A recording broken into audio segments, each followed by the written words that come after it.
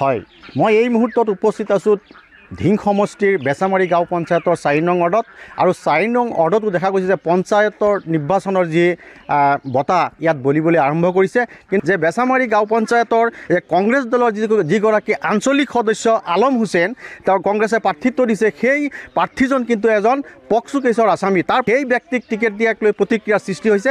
স্থানীয় ৰাইজ আছে, ভোটাৰসকল আছে। আমি তেখেতসকলৰ পৰা জানিম যে এজন ব্যক্তি যিটো কেছত তেওঁ আসামী হৈছে, অতি এটা ঘৃণনীয় কাম, কিন্তু সেই ব্যক্তিক কংগ্ৰেছ দলে কিন্তু প্ৰাৰ্থিত্ব দিছে। আপুনি এজন ভোটাৰ, কি ক'ব আপুনি?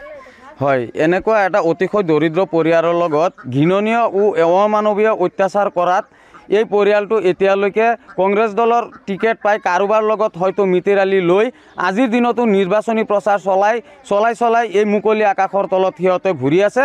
আৰু চৰকাৰ প্ৰশাসনক মই এটা দাবী জনাইছোঁ, অতি শীঘ্ৰে সিহঁতক কৰায়ত্ব কৰক আৰু উচিত শাস্তি দিয়ক। হয়, তেওঁলোকে কিন্তু যে এইটো আচৰিত কথা যে আৰক্ষীয়ে কিয় এই আসামীসকলক কিয় গ্ৰেপ্তাৰ কৰা নাই, তেওঁলোকে মুকলি আকাশৰ তলত কেনেকৈ তেওঁলোকে নিৰ্বাচনী প্ৰচাৰ চলাবলৈ সক্ষম হৈছে সেয়া আৰক্ষীয়েহে বুজি পাব। আৰু এগৰাকী মহিলা আছে যে দেখা গৈছে যিগৰাকী প্ৰাৰ্থী, সেই প্ৰাৰ্থীজন আচলতে দাগী আসামী বুলি ক'ব লাগিব আৰু অতি ঘৃণনীয় কাম কৰিছে। আপোনালোকে তেওঁক ভোট দিব নে নাই? নিদিওঁ। কিয়? তেওঁ এজন পক্সো কেছৰ আসামী আৰু তেওঁ যিটো কাম কৰিছে অতিশয় নিন্দনীয়। এটা দৰিদ্ৰ পৰিয়ালৰ ছোৱালীক সিহঁতে ৰাস্তাৰ পৰা টানি নি ঘৰত সোমাই নিৰ্যাতন চলাইছে। তাৰ পৰা আমি ৰাইজেও পিট নাখাই এই ছোৱালীজনীক উদ্ধাৰ কৰি আনি হস্পিটেলত এডমিশ্যন দিছোঁ। সেইকাৰণে আমি এইজন প্ৰাৰ্থীক আমি জয়যুক্ত নোহোৱাটো বিচাৰোঁ। আৰু বেচামাৰী গাঁও পঞ্চায়তৰ ৰাইজকো মই কাতৰ অনুৰোধ কৰোঁ যে এইজন দাগী আসামী আলম হুছেইনক যাতে তেওঁক ভোট নিদিয়ে। এনেকুৱা প্ৰতিনিধি আমি বাছি ল'লে আমাৰ পঞ্চায়তত এনেকুৱা জঘন্য কাণ্ড আৰু বহুত হ'ব পাৰে।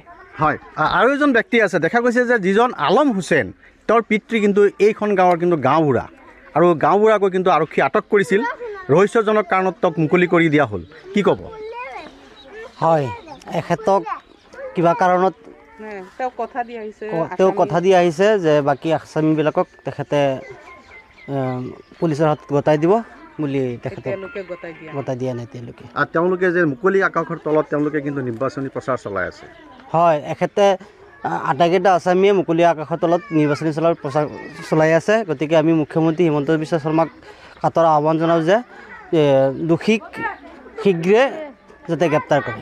হয়, তেওঁলোকৰ এটাই দাবী যে যিসকল আসামী আছে তেওঁলোকক গ্ৰেপ্তাৰ কৰিব লাগে, আৰু বিশেষকৈ যিগৰাকী আলম হুছেইন, যিজন কংগ্ৰেছ দলৰ প্ৰাৰ্থী, সেই প্ৰাৰ্থীজনো কিন্তু মুকলি আকাশৰ তলতেই আছে।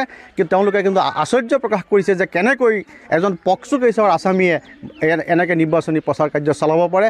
কংগ্ৰেছৰ যি গৃহকন্দল, আৰু তাৰ পাছত দেখা গৈছে যে বহু ঠাইত তেওঁলোকে এনেধৰণৰ দাগী আসামী অপৰাধীক তেওঁলোকে প্ৰাৰ্থিত্ব প্ৰদান কৰিছে, যাক লৈ সাধাৰণ যিসকল ভোটাৰ, সেই ভোটাৰসকলৰ মাজত তীব্ৰ প্ৰতিক্ৰিয়াৰ সৃষ্টি হৈছে।